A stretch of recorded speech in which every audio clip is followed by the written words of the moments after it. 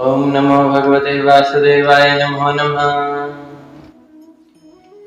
आज 7वां अध्याय, जिसमें अश्वत्थामा ने द्रौपदी के पुत्रों को मार डाला था और अर्जुन का उसके ऊपर क्या विचार था, उन्होंने द्रौपदी को कैसे समझाया और अश्वत्थामा के साथ क्या किया जब श्री कृष्ण भगवान अर्जुन के साथी बने थे, इस अध्याय में इसका वर्णन है।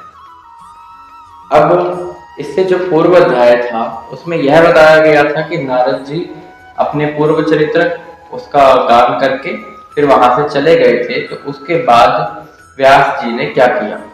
अब व्यास जी का मन शांत हो चुका है।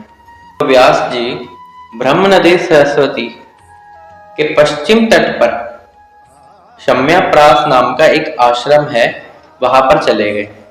वहां ऋषियों के यज्ञ वगैरह चलते रहते हैं और वहीं व्यास जी का अपना आश्रम है। वहां उन्होंने अपना मन एकाग्र कर लिया, अपना मन एक करके भगवान में लगा दिया और उन्होंने यह समझा कि भगवान की माया क्या है। उस भक्ति योग के जरिए उनको पूरे के पूरी कहानी समझ आई। यह माया वही है जो आज के लोग नहीं समझते, जो भगवान की माया के ऊपर नाचते रहते हैं कठपुतलियों की तरह। ऐसे ही व्यास जी जब उनको यह ज्ञात हुआ कि ये भगवान की माया है, तब उन्होंने यह विचार किया कि आने वाले समय का कलयुग वह बहुत ही घनघोर है, उसमें पाप बहुत ज्यादा बढ़ जाएगा, अधर्म ही अधर्म हर जगह होगा।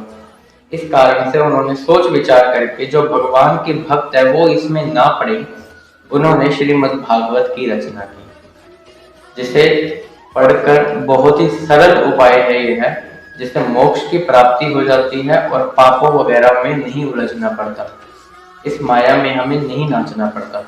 परंतु यह माया इतनी प्रबल है, भगवान की है, तो शायद ही इससे कोई बच पाए। अब शौनक जी सूत जी से पूछते हैं कि आप हमें यह बताएं कि व्यास जी का मन तो एकाग्र करने के लिए उन्होंने लोगों के लिए, उनके भलाई के लिए श्रीमद् भागवत की रचना की, लेकिन उन्होंने यह सुखदेव जी को क्यों सुनाया। सुखदेव जी तो पहले से ही मन एकाग्र करके बैठे थे, उनका मन तो वैसे ही शांत था, उनका चित्त तो वैसे ही श्री कृष्ण में लगा हुआ है, तो उन्होंने यह सुखदेव जी को क्यों सुनाई, इसका कारण बताएं। सूत जी शौनक जी से कहते हैं, भगवान के गुण इतने मधुर, इतने आनंदमयी हैं कि उन्हें सुनकर तो कोई रह ही नहीं सकता। फिर तो उनकी प्राप्ति की लालसा उसके मन में उत्पन्न हो ही जाती है। जब भगवान श्री कृष्ण के लीला और गुणगान उनकी आंखों के आगे झूमने लगते हैं, उसके मन में नृत्य करने लगते हैं, तब कहाँ वह किसी माया को देखेगा। तो भगवान के मधुर गुणों की वजह से ही सुखदेव जी अपने आप को रोक नहीं पाए, जो कि वेद व्यास जी के पुत्र हैं। वह भला कैसे पीछे हट सकते थे इसका अध्ययन करने से, वह तो भगवान के ही भक्त हैं। जब कौरवों और पांडवों का बहुत बड़ा घमासान चल रहा था, उनके बीच में अनबन थी, तब अश्वत्थामा ने इस बीच अपने गुरु को यानी दुर्योधन को प्रसन्न करने के लिए द्रौपदी के जो पुत्र थे उनका गला काट दिया। जब वह रात को सोए हुए थे, तब अश्वत्थामा ने जाकर उन सोए हुए बालकों के गले उनके शरीर से अलग कर दिए और अपने गुरु दुर्योधन को जाकर दिए, इस सोच विचार से कि दुर्योधन इससे प्रसन्न होंगे। अश्वत्थामा ने इसलिए ऐसा किया क्योंकि भीमसेन ने गदा मारी थी दुर्योधन की जांघों पर, जिससे उनकी जांघें टूट गई थी। अश्वत्थामा ने तो यह सोचा था कि इससे मेरे गुरु बहुत प्रसन्न होंगे, लेकिन इसका बिल्कुल विपरीत हुआ। उनको भी यह घटना बहुत ही अप्रिय लगी, उनको बिल्कुल भी अच्छा नहीं लगा। जब यह खबर द्रौपदी तक पहुंची तो द्रौपदी के आंसू छलकने लगे, वह बहुत रोई, उसका मन बहुत उदास हुआ, वो बहुत दुखी थी और अर्जुन ने उसे समझाया कि जिसने आपके पुत्रों की हत्या की है, मैं उसका वध अवश्य करूंगा। आप अपने पुत्रों की जब क्रिया कर लोगे, तब आप उस अश्वत्थामा के सर पर पांव रखकर आगे स्नान करने के लिए जाओगे, यह मेरा वचन है। यहाँ पर अश्वत्थामा को आतताई बताया गया है। इसका अर्थार्थ होता है आग लगाने वाला, जहर देने वाला, बुरी नीयत से हाथ में शस्त्र धारण करने वाला, धन लूटने वाला, खेत और स्त्री को छीनने वाला। ये 6 जो हैं आतताई कहलाते हैं।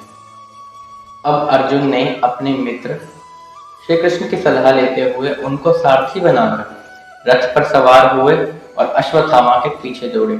जब अश्वत्थामा ने यह देखा कि अर्जुन बहुत तेज रफ्तार से मेरे पीछे दौड़ रहा है, तब वह बहुत तेज भागा और पृथ्वी का उसने कोई कोना नहीं छोड़ा जहां वो जा सके वहां तक वो गया।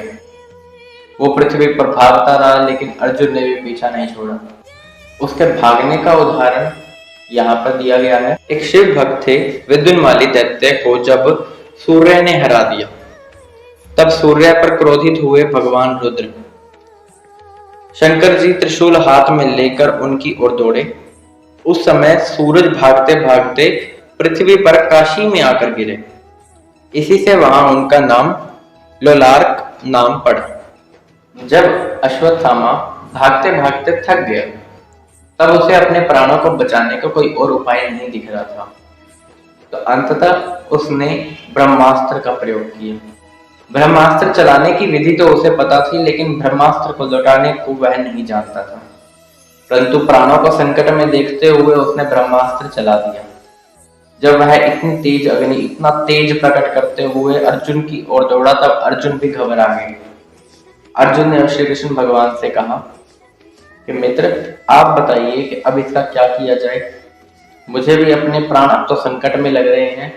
तब श्री कृष्ण भगवान उन्हें कहते हैं कि यह अश्वत्थामा द्वारा चलाया गया ब्रह्मास्त्र है। इसका तेज बहुत ज्यादा है और किसी भी शस्त्र के अंदर इसको दबा देने की सामर्थ्य नहीं है। कोई भी इस दुनिया में, इस दुनिया के बाहर त्रिलोक में ऐसा शस्त्र या अस्त्र नहीं बना जो ब्रह्मास्त्र को पराजित कर सके। तो श्री कृष्ण भगवान कहते हैं, तुम भी ब्रह्मास्त्र का ही प्रयोग करो। इसके बाद अर्जुन भगवान श्री कृष्ण की परिक्रमा करते हैं और ब्रह्मास्त्र चला देते हैं। तीनों लोगों को जलाने वाली उन दोनों अस्त्रों की बड़ी लपटों से प्रजा जलने लगी। उसे देखकर सबने यही समझा कि यह प्रलय काल है, अब धरती का अंत हो रहा है। वह सब ये देखकर समझने लगे, यानी वहां पर इतना तेज प्रचंड हो गया था, वहां पर इतना प्रलय काल आ गया था, इतनी अग्नि थी, इतना तेज था कि वह सहन ही नहीं हो रहा था। से प्रजा और लोगों का नाश होते देख भगवान की अनुमति से अर्जुन ने उन दोनों को भी लौटा लिया। अर्जुन की आंखें क्रोध से लाल हो रही थी। अर्जुन झपट कर उस क्रूर अश्वत्थामा को पकड़ लिया और उसे एक रस्सी से बांध लिया, जैसे कि एक पशु को बांधते हैं। भगवान श्री कृष्ण ने अर्जुन को कहा कि इस ब्राह्मण को छोड़ना ठीक नहीं है, इसने तो सोए हुए पुत्रों की हत्या की है। धर्म के अनुसार जो पुत्रों की, सोए हुए की, पागल की, स्त्री की, बालक की या अन्य किसी जीव की जो कि असावधान हो उसकी हत्या कर दे तो वह महापाप है। तो यह कहकर भगवान श्री कृष्ण वैसे तो अर्जुन की परीक्षा ले रहे थे, परंतु अर्जुन ने उसके गले में वह रस्सी बांधी और सर्वप्रथम वह द्रौपदी के पास चला गया। द्रौपदी के पास जाकर अश्वत्थामा को इस तरीके से रस्सी में बंधा देख और सर झुकाए देख उनको बड़ा ही दुख हुआ, क्योंकि था तो गुरुपुत्र ही अश्वत्थामा। उनको बिल्कुल भी अच्छा नहीं लगा। यहाँ तक कि द्रौपदी, उन्होंने अश्वत्थामा को वहां आकर नमस्कार किया। जब वह वहां आए तो द्रौपदी ने उन्हें नमस्कार किया, हालांकि उसके पुत्रों की हत्या उसी ने करी है। यह बहुत ही आश्चर्यचकित बात थी।